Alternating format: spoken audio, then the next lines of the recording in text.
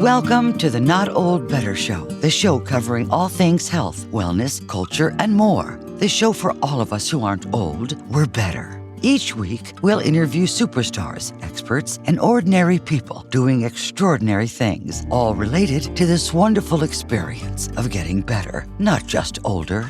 Now, here's your host, the award-winning Paul Vogelzang. Thank you and welcome to the Not Old Better Show, Art of Living interview series. I'm Paul Vogelzang. You know, today's conversation begins with a trail, not the Appalachian Trail, although I've been on that. Not the Pacific Coast Trail. Been on that too, though, for a long, long time. Not some faraway adventure reserved for 20-somethings with ultralight gear and unlimited time. This trail winds through Wisconsin, of all places, through forests, prairies, wetlands, farms, glacial landscapes, small towns, neighborhood bars, and the kind of places most of us just pass by too quickly. It's called the Ice Age Trail. It's just a fascinating story. I think you're going to enjoy our guest today, Melanie Radzicki McManus. She hiked it in 36 days, 1,100 miles, one foot in front of the other, enough miles to place her among the elite group known as the 1,000 Milers. But this episode is not really about mileage. It's about what happens when a person in midlife discovers that adventure is still available. That ambition does not expire. That nature can challenge us, steady us, surprise us, and sometimes change us in ways we struggle to explain. Melanie Radzicki McManus is the author of 1,000 Miler, Adventures Hiking the Ice Age Trail. It's just a fantastic book. We're going to talk about that. Melanie is a long-distance hiker who has logged more than 1,000 miles and is working her way through all 11 of America's national scenic trails. And here's what I especially loved about her story when she shared her book with me. It's just so perfect for our audience. Melanie does not preach one perfect way to hike. You don't have to be a camper necessarily. You don't have to carry a huge pack. You can walk a mile, 10 miles, or simply begin again, one foot in front of the other. For adults over 60, that message matters because the trail is not only out there in the woods. Sometimes the trail is recovery. Sometimes it's courage. Sometimes it's purpose. So today we'll talk about hiking, but we're going to talk about aging. We're going to talk about women in the outdoors. We're talking about community, fear, joy, and the adventures still ahead of us. Melanie Radzicki McManus joins us next, right here on the Not Old Better Show, Art of Living interview series. Melanie Radzicki McManus, welcome to the program. It is really so great to talk to you. I'm excited to talk about 1,000 Miler, your book about adventures, hiking the Ice Age Trail. Welcome. I hope you're having a great day. Thanks for joining us. Oh, thanks for having me. I always love to talk hiking, so I'm thrilled to be here. Well, it's great. I love hiking too. My wife and I have a dog. We love to take him out. We have lots of trails. As I was doing kind of some research of you, I found some of your work for the Minnesota Public Radio, and I found a really great article today, as a matter of fact, on the Lake Superior Trail. So all of these, issues of trails. We live very close to the Blue Ridge Mountains. Lots of great things for you and I to talk about. But kind of before we jump in and get to all of your records, which are very impressive, we'll talk about the bears, we'll talk about blisters, trail angels. I think all of that's really good stuff. But I want to start with a question about discovery, because I think one of the most surprising parts of your story is this idea that you really was kind of in your backyard. And what I'm referring to is just as a travel writer, the Ice Age Trail was just very close to you, kind of hiding there in plain sight. So what happened to you when you first learned about it, and why did it grab hold of you so powerfully? Yeah, it was crazy. I had heard about the Camino de Santiago in 2009, a pilgrimage route in Spain. Okay. And I went over there, hiked a portion of that, fell in love with looking through for markers in the countryside and wrote a bunch of articles on it, created an app in the early days of apps. So I was flying back and forth to Spain twice a year to hike more of the trail and keep creating this app so people could hike it who speak English and not Spanish. And then one day in late 2012, a running friend of mine said, "Oh, yeah, do you remember the Ice Age Trail here in Wisconsin? It's like the Camino you love." And I said, "No, I've never heard of it." And it turns out, yes, there is a 1,200-mile hiking trail in my home state, all in one state. It's one of 11 national scenic trails, so it's in the same category as the Appalachian Trail. And I was just astonished. And I asked a few friends, family members, has anyone heard of this trail? No one had heard of it back then. And I just thought right away, I have to hike this because I knew how much I loved hiking the Camino. This would be in my own backyard. This would let me really explore the state that I love so much. And then I could also turn it into work because I thought, well, I haven't heard of it and I live here and I'm a travel writer. I'm sure a lot of other people haven't heard of it. So I got a bunch of article assignments, not a book, just writing articles about it. And that allowed me to take the time to hike/run the trail. It's so impressive. And your writing awards are very impressive too. We will have a link so that our audience can find out more about you, your work, and of course, your book, Thousand Miler. I think one of the things that I just loved about the story, because I really relate. My wife and I live in Northern Virginia, and Mhm. the Appalachian Trail is very close by. And honestly, I didn't really know how close. I knew it was somewhere around here, you know? but Right.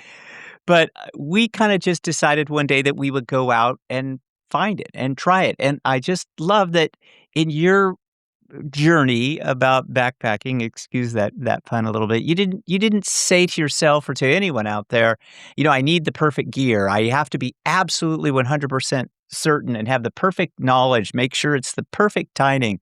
You just found a way, and you kinda describe it as going 0 to 60, and it wasn't necessarily a traditional backpacking kind of identity. So what gave you the permission to really jump into this and to try something as big as the Ice Age Trail? Well, I was fortunate in that I had been a runner for many years, and I had done some marathons and some ultra marathons. So I knew, and from my experience in Spain, I knew I could do it. I talked to this running friend of mine, Jason. He set the first and only at the time fast packing record on the Ice Age Trail, which is a niche thing where you just try to walk or run or both a long distance trail in the quickest time as possible. So I talked to him a little bit and he said, you really can't train for something like this other than doing some long hikes and runs on the weekends ahead of time. But again, because I had been a runner for so many years and done longer distances, and I'm kind of I don't know if stubborn is the right way to call myself, but if I set a goal, I will like literally kill myself achieving it. I won't let myself Yeah. quit. So I thought, well, I just know I'm not gonna. I mean, I might have bad days and think I hate this, but it's never gonna make me just quit. I knew I would just keep going till I set my goal or finish my goal. Yeah, well, congratulations on all of that. I think so many in our audience, 50s, 60s, 70s, they might just kind of think to themselves, "Oh boy, I missed my window to do all of that." What would you say to them? Oh, absolutely not. I mean, when I started this, I was, I think, 50, 51, something like that. So not super old, but certainly not young. And you can do anything you set your mind to. I mean, of course, if some people have certain physical limitations, maybe you can't do certain things, but especially with something like hiking, if there's a big hill or a difficult path, you just go more slowly. It's walking essentially, and in the Ice Age Trail, especially, we do have a lot of steep hills in Wisconsin, but we don't have mountains. So I knew I wasn't going to be scaling some mountain or doing something, super dangerous or challenging. But I think people so often um, sell themselves short. There's a woman right now on the Ice Age Trail. She's younger, but she has a pretty bad case of cerebral palsy, and she is hiking that trail. She can only do very, very, very small bits at a time. Um, but she's like, I want to do it, and I'm going to do it, and I don't care how long it takes me. So Yes, if this is something that piques your interest, do not think you can't do it just because you're whatever age. You can. Well, I want to talk to you about this competitive streak of yours because I think that's such a powerful element. It's something so human, and we all, I think, relate to the competitive side of the world. What did the goal mean to you, though, in your 50s? Because, certainly I'm 69. I'm not young at all, but I definitely have a competitive side, and I definitely feel like I want to go out and try some of these things. But, as a grown person, with work and family, and, maybe it took a little bit different kind of a drive to kind of set that goal in motion. What do you think about that? Initially think, oh, I'm going to try and do this goal. But when my friend Jason had told me about the trail and I knew he had set this record, I went to the website, which I had not been aware of it. And they have a list of thousand milers, which are people who finish the trail either by something called a section hike, which is where you hike little pieces of it over as long as you want, years, decades, or there's a through hike where you just hike the whole trail in one attempt. And back in the end of 2012, I started looking at the list and I just saw these men's names as the ones who had through hiked the trail. And I thought, ooh, maybe I could become the first woman to through hike it. And then I saw one woman's name and it's like, well, maybe two, the second or the third. Well, then there was a second name and then a third name. And I thought, oh, there's nothing that special about being the fourth woman to through hike it. But then I suddenly remembered my friend Jason and I thought, well, the three women who had through hiked it were not trying to set a speed record. And I thought, I know I can mix in some running with hiking because that's what I did when I was on the Camino in Spain. And then I can just say, I have the fastest women's through hiking time. So it's kind of a made up thing because really in the world of fast packing records, they usually don't split it into men versus women. It's just whoever has the fastest. But I thought, well, Jason's the only one that set a record. So I can just say I'm the fastest woman to through hike it because that would be true. And then it's just something nice. Like I said, I did a lot of competitive running and racing. And when I was in my 30s, I was no superstar, but I could often win my age group in smaller races and things like that. Sometimes win the whole race if it was small enough. But then when you're in your 50s, you're not going to. You're just not going to win races. Or so this is just something that I thought would be fun to do. And it got me another story assignment too. Yeah, There you go. That's always worth it. right. Well, you are a writer, by trade, an excellent writer, and it's such a pleasure to be talking to you in that capacity too. But according to some of the research I found and some of the other material in the book, really you didn't imagine this whole process as being a book per se, and yet the trail, the Ice Age trails, kind of stayed with you. It wouldn't let you go. And you've said too in the book that it changed you. Oh, And so I wonder, please tell us about that change. yeah. I don't know why, but as a writer, I just thought I'm the kind who would write articles. I guess I was maybe thinking of books more as fiction, but in all the journalism conferences I went to over my career, I never went to a panel on publishing a book because I thought, I'm not going to do that. But yes, the trail, it's so hard to explain how the trail changed you, but especially if you're a little more type A like me, like you're always thinking, what doctor's appointments do the kids need? What holiday is coming up? What am I going to make for dinner? What cards do I need to send out? It's just go, go, go, go, go, go all the time. And when I was hiking on the Ice Age Trail, you only have to think about finding your way, eating, sleeping, drinking. I mean, there's none, the other stuff just kind of fades away and you don't realize how stressed you are until it's not there, if that makes sense. And so when I finished the trail, I just couldn't stop thinking about it. I wrote articles, as I said, I kind of made it a work and fun thing. And I had interviewed some of the other people I had met on the hike, which was not, there was only a handful of them. Because again, hiking was not quite a big thing or long distance hiking in the US at that time. And all these other people had um, different reasons for hiking, different methods for hiking. They all were saying they felt change too when they finished. And one day, it was like a year after, maybe half a year, I don't remember exactly. I just woke up one day and I thought, I have to write a book about this because I want other people to be able to experience this for themselves. They don't have to hike up, 1,200 miles, but to just get out in the woods, in the fresh air, and walking a lot, and know that there's no one way to hike. Like I didn't camp or back. I didn't have a big backpack. I had a little day pack. That's okay. That doesn't mean you're not as good as somebody who camps or has a big backpack. I've done that too now. But yeah, there's no right or wrong way to hike. There's no certain distance you have to hit to be considered a real hiker or anything like that. So um, yeah, I just suddenly wrote a book. It was kind of crazy.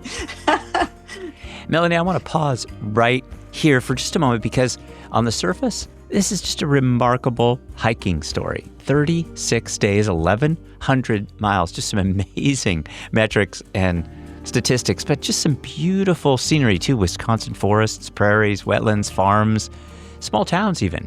Glacial landscapes from the Ice Age Trail. Sore feet too. Wildlife worries, trail angels, and the kind of weather that makes a person question every decision that led them there. But underneath all of that, there is something bigger going on in this story. This is really a story about permission. Permission to begin later in life, permission to do adventure your own way, permission to use help if you need to, permission to stay in motels, take shuttles, hike sections, and then come back, rehike them, or move on to another section. Carry less weight in your pack, walk a little slower, or simply start with the trail closest to home. That's what we did on the Appalachian Trail. And for our Not Old Better Show audience, I think that matters deeply because at 60, 70, 80, and beyond, we hear so many quiet messages about limits. Be careful, slow down, stay close, don't overdo it. Some caution is wise. Absolutely, we honor that. But your story, Melanie, reminds us that caution and curiosity can live together, that aging well can include ambition, that the outdoors is not reserved for the young, the extreme, or the perfectly prepared. So I want to turn now from the miles themselves to the meaning underneath the miles. You've said it, there's just no one way to hike. For many of our listeners, that may be the line that opens the floodgates. We'll be right back with Melanie Radzicki McManus. Stay tuned. And the book, of course, we're talking about is 1,000-Miler Adventures Hiking the Ice Age Trail. Melanie Radzicki McManus is our guest.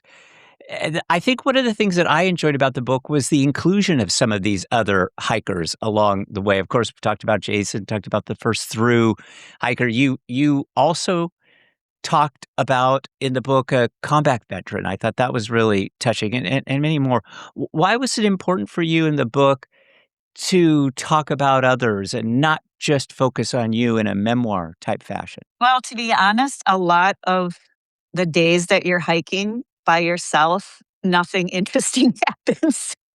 And not talking to anyone else. So there's no dialogue. So there's that whole thing. And I have read some people's books where they just write exactly what they did every day. And it's just not that interesting.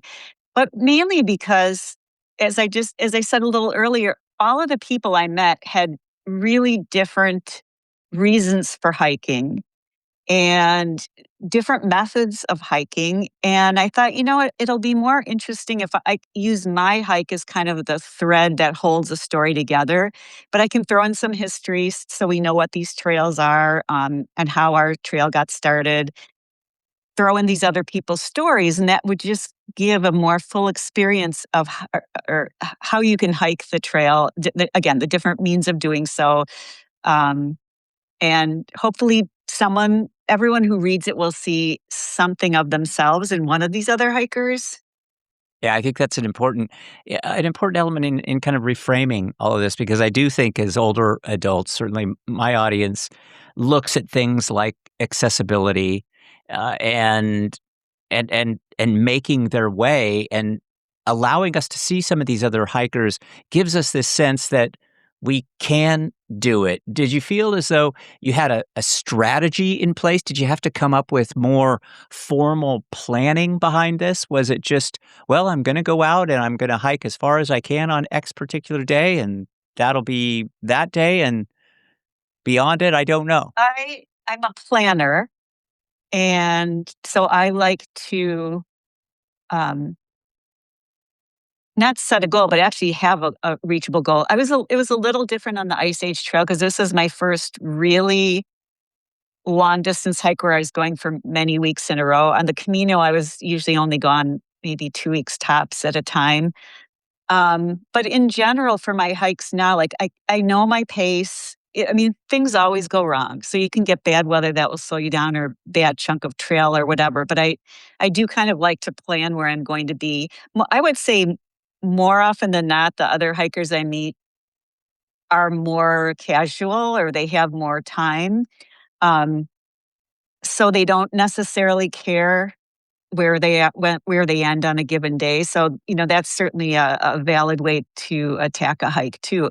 And I should say, well, there's two people you'll see hiking trails: older people like me, or the young kids who maybe will hike the trail, say right after college before they start a job, or they're in between jobs, or they take a sabbatical to hike a long distance trail.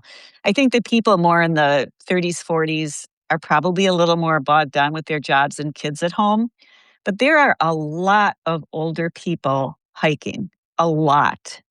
Yeah, and it's so impressive. I mentioned the article that I found about the uh in today's Minnesota Public Radio, and really the featured photo within that article was of two older women hiking that particular. It's only a 40-mile trail, but they're doing a through hiking version of that. So I want to talk to you. I want to, because you mentioned older people and younger people. I want to kind of drill down into it and ask a gender related question. That's about women and the outdoors in general, because long distance hiking, as you say, and certainly you say so well in the book, it can be liberating, but there's also perhaps some real questions about Mhm. safety, maybe even isolation. And so I wonder if you'll tell us from your experience on the trail, do women in particular face long distance hiking challenges more so than men? Are there physical, logistical, cultural, or even psychological issues that some of my audience are going to need to kind of factor into some of their thinking about long distance hiking? I know for people new to it, there definitely are a lot of women who say to me that they're afraid of men and safety. And I always say, I would much rather be in the middle of nowhere by myself in the woods than say walking in, I live near Madison, Wisconsin, than walking in downtown Madison at night. Um, Not to say that you shouldn't be careful. You do have to take a lot of safety precautions, but more often than not, the men I mean, I can't even think of a negative incident with a male I've had. Most other hikers are just lovely, helpful. They love to help you with anything you're having trouble with. Um, but there is, I mean, for some women, that really is something that is holding them back, which is a little too bad, or animals. But while I've seen many bears, for example, on the trails, I've seen rattlesnakes in some of the trails in the Southwest. Um, I've heard a cougar, my first cougar last year. Most, animals generally run away from you. And the only time I've had problems, ironically, one was with, it's not a groundhog, it's something like a groundhog, but it lives at a higher elevation. And I think it must have been rabbit or something, but it did not want to let me pass. And I had to end up spraying it with, luckily I had some mace on me.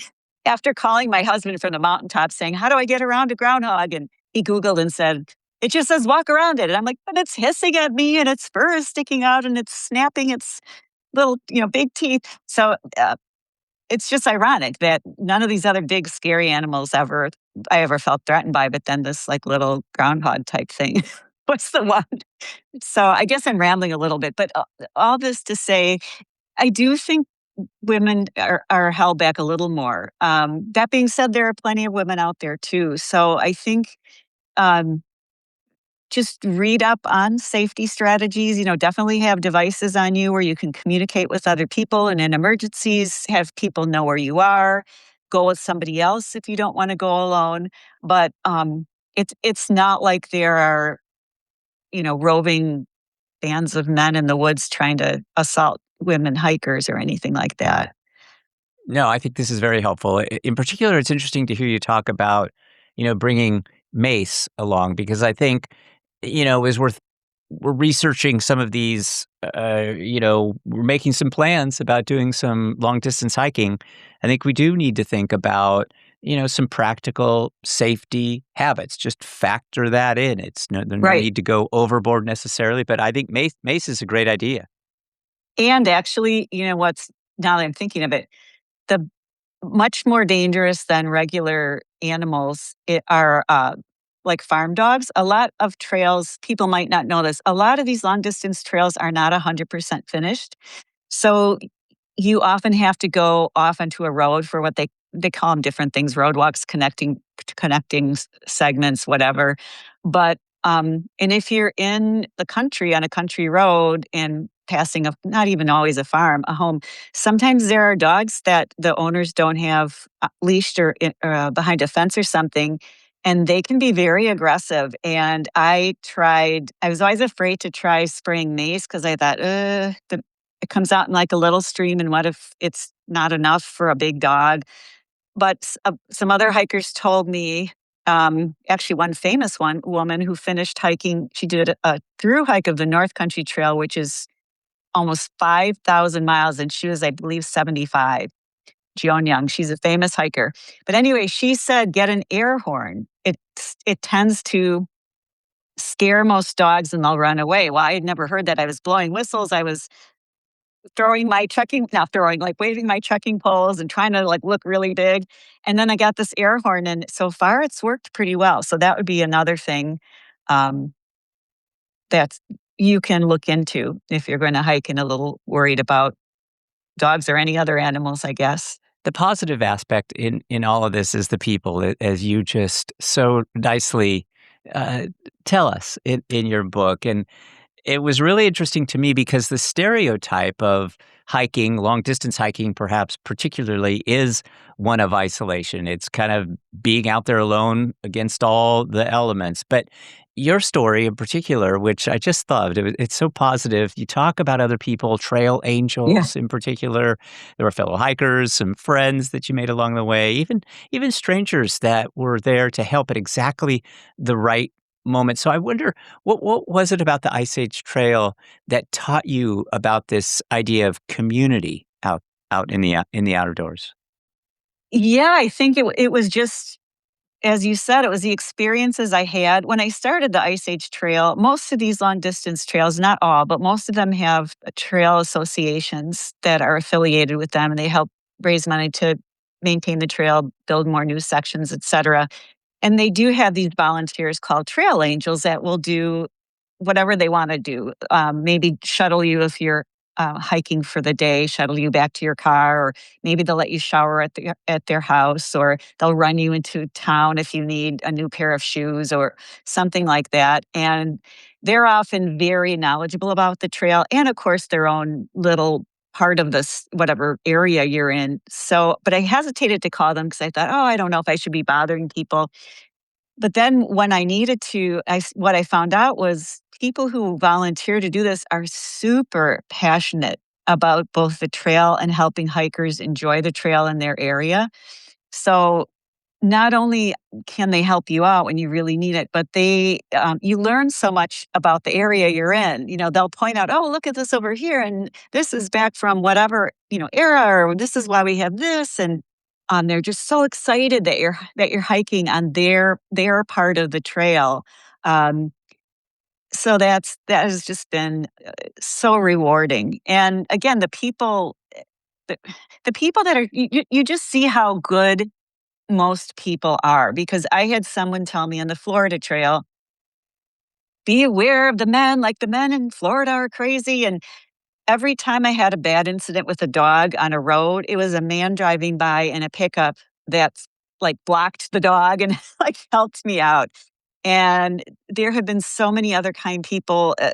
On one long stretch of road, my friend was supposed to drop water for me and she didn't think it was necessary. And it was in the 90s. And I would just went up to, random doors and farms and said, Can I have some water?" And "Oh, yes. And what else can we get you? Can we put ice in the water? And, what are you doing?" And, "Oh, that's so interesting." And people are just so kind. And sometimes you can get caught up in whatever and someone cuts you off in traffic and you're like, people. But actually, it really restores your faith in humanity too, because you will just run into the kindest people, whether it's trail angels or other hikers. I had a young woman that was helping her friends on a trail, but she was a hiker too. And she's like, "Your backpack is way too heavy." And so she told me all about which backpack I should get. And it's one where it's a company, they make it by themselves. It's like a two-man shop or one-man shop, I don't know. And she just discussed everything with me. "Here, you're going to want this pouch here, have them add one here, do this, do that." And I'm still texting with her now, like 9 months later, and I just got the new pack. So people just are so kind. You really make the point of that, and you refer to the towns as you're going through them as gaining something, certainly economically. Yes. But it wasn't just that, it was a more of a cultural and a social this idea of community just jumped out at me, and so I wondered as you were talking just now too, do you think it's helped you see America more honestly? Certainly more honestly than maybe time on the highway or in an airport might. Oh, absolutely. I mean, besides just seeing Mhm. um, the beauty of this country, um, you can see it. How do I want to say this?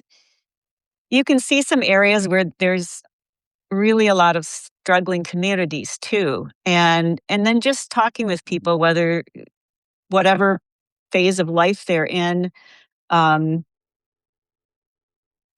it, you just learn how do I? Sorry, I'm not being very eloquent here, but No, you're doing great. This is but wonderful. no, I mean, Yeah. it's because you can, like, I'm here in Wisconsin and I'm near Madison. So I know Wisconsin and I know Madison, but I still don't know like rural Wisconsin, what the people are like there, what they're dealing with, le- much less all these other states. So it just gives you it gives you a window into, other people in this nation, and you just get uh, a fuller picture of struggles, whether that's just something like, oh, in this state and this part of the country, they have to deal with all of these floods or yeah, snowfall things, or you'll see different warning signs, flood measure zone, or, oh, I didn't think about that because we don't typically have big floods in Wisconsin, or whatever it might be.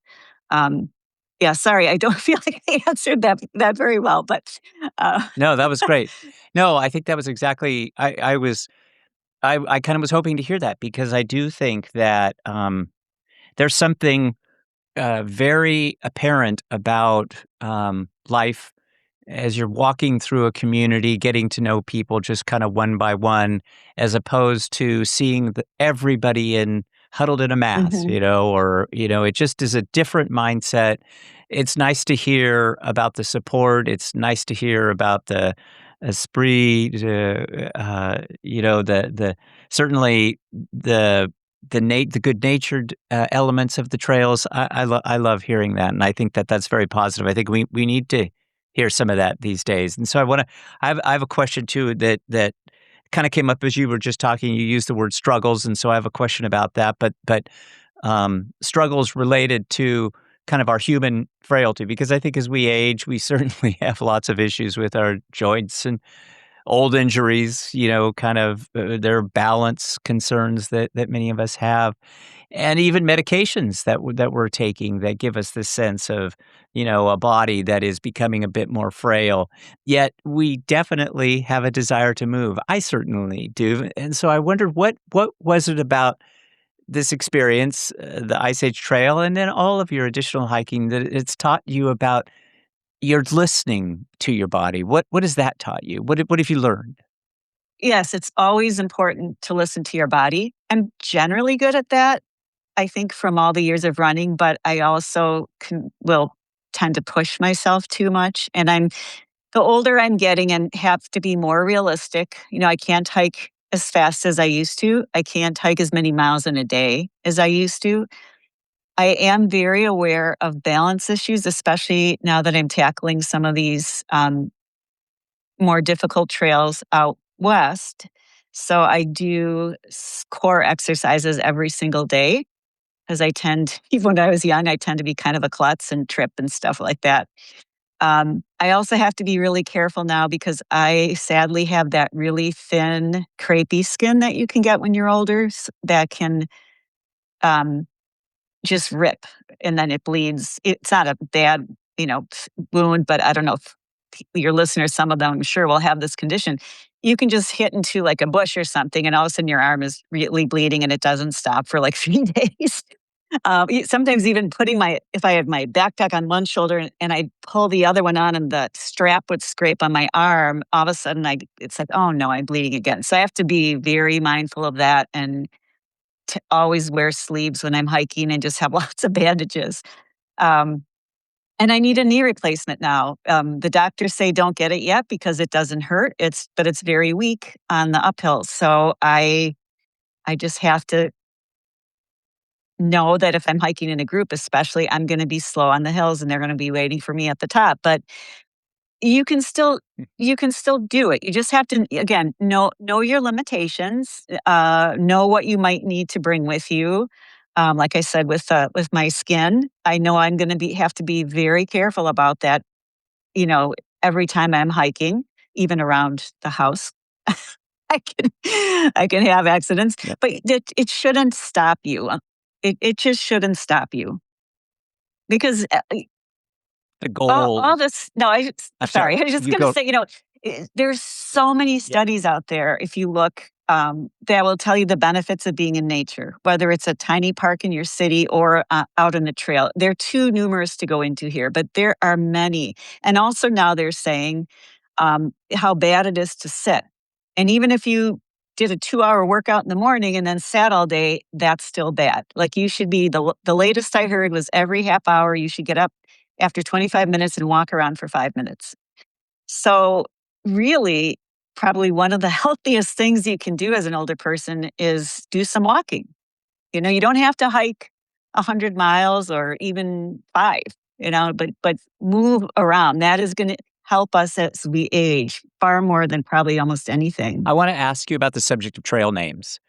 Because I think every great trail story has at least one funny element to it, and yours isn't funny necessarily, but there's a good story behind it. And your trail name was Valduri, I think, which was an inspired name from the Happy Wanderer. I'm reading this off of my notes, and then eventually you changed the name to Snowshoe. And I wonder, what did the trail name, kind of the evolution to Snowshoe, what did it teach you about your own identity, the community of people, and maybe not taking because you're smiling and laughing, and so what did it teach you about not taking yourself too seriously?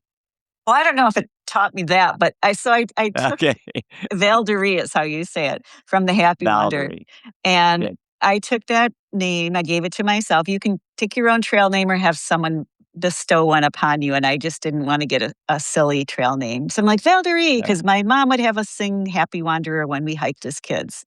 But there we go. Okay. my first hike or two, I just didn't run into other hikers because again, hiking really started taking off in America, longer distance hiking in like 2014, 15, 16, and now it's just skyrocketing. So there are way more people out there on the trails now, but those first few years, there just weren't that many people. And so I was hiking on the Florida trail several years after my Ice Age trail adventures, and you start out hiking through a swamp. So they say try to hike with someone else. So I made some Facebook friends, and we all met and we were hiking, and they all had really easy trail names like Scout and Beerman and Boxcar, and they kept forgetting Valderie. And then or they didn't know how to pronounce it. And one night they all said, "We hate your name." Uh, and they said, "You can change it, you know." And so one of the women said, "You should be Ice Age because you keep telling us about the Ice Age trail." And I said, "Well, that makes me sound too old." And then she said, "You could be ice." And I'm like, "Well, that makes me sound really cold and distant." And then most of these people were from the South of Florida area. And I was the one from the big Great White North. So I thought, oh, snowshoe, because there's snow back home in Wisconsin, and snowshoeing is basically hiking in the snow. And it just seemed like a happy name. So I am now Snowshoe, not Valderie. Yeah, I do remember. So as you mentioned, as you pronounced that for me, Valderie, I remember because the chorus is kind of Valderie, Valdera. Yeah. I do remember that a little bit. So I want to bring this home for our audience that, they might not be in that 1,100-mile kind of category. And, maybe they're, caring for a spouse. Maybe they're caring for themselves. Maybe they're rebuilding their lives after some loss, or maybe they're just trying to get out and have a walk around the block every 30 minutes. So for somebody who probably isn't going to be a member of the 1,000-miler club, an official member, what is kind of a smaller, everyday version of the lessons that you've learned that you want to leave our audience with? Well, I think I've kind of said before, but it just move. Whether it's walking through your backyard, maybe it's walking to the mailbox to get the mail, maybe it's going to a local park or walking around the block. It's just so healthy for you, mind and body, because when you go out too, you might be running into friends and neighbors that you can chat with a little bit, or maybe taking the dog for a walk, getting that nice fresh air in, keeping our bodies moving. And if you do want to try a trail, you don't have to hike the whole thing. You can ask a local trail official what's the easiest section or what's the most urban section, because I don't really want to be in the woods by myself. So just do something where your body's moving and in the outdoors if you can. And I really think you'll see a transformation, even with something as modest as walking around outside every day. So that's, I guess, what I think is the biggest lesson, perhaps. Melanie Radzicki McManus, so nice of you to join us, author of this new book. Thank you so much for your generous time. Thanks for sharing the book with me, too. I just loved it. I want to recommend it to our audience, many of whom are hiking already, but those who aren't, the book is inspirational. All of Melanie's writing is wonderful. We'll have links so that our audience can find out more about Melanie and all of her writing, as well as her book, 1,000-Miler, Adventures Hiking the Ice Age Trail. Thanks, Melanie. Be well, and please come back and join us again. I'd love to talk to you more. I could talk to you all day about this subject. But well, and I love to talk about hiking, so thanks so much for having me. Of course, and I enjoyed it. Thank you. Have a great rest of your day. You too. Bye. Melanie Radzicki McManus reminds us of something we all need to hear. The trail does not have to be famous to change your life. You don't have to be on the Appalachian Trail, the Pacific Coast Trail. The adventure does not have to be perfect to count, and you do not have to begin young to begin well. Melanie Radzicki McManus' story starts on Wisconsin's Ice Age Trail with forests, prairies, wetlands, farms, glacial landscapes, small towns, sore feet, uncertainty, humor, and courage. But it reaches far beyond those 1,100 miles, because what Melanie offers us is more than a hiking memoir.